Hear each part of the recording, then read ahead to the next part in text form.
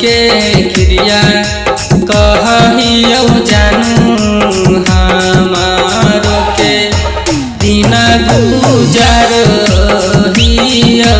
के खाई के क्रिया कहहियो जानू हमारो के दिन गुजार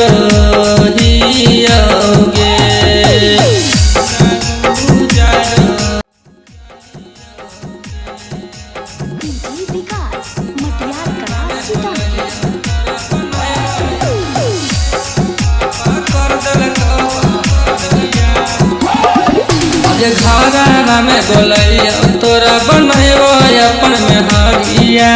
इतने सुनते मम्मी पापा कर देलको बहरिया घरा में बोलिया तोरा बनैबो अपन में हरिया इतने सुनते मम्मी पापा कर देलको बहरिया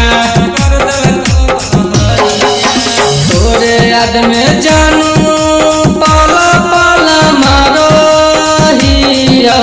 खुदे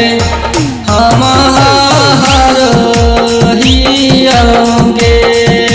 खाई के क्रिया कहहियो जानू हमारो के दिन गुजारहियोगे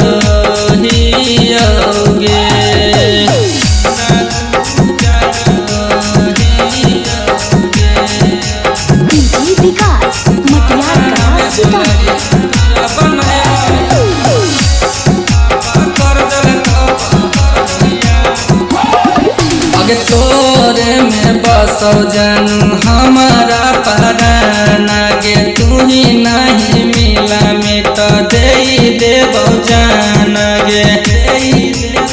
जान तोरे में बसौ जानू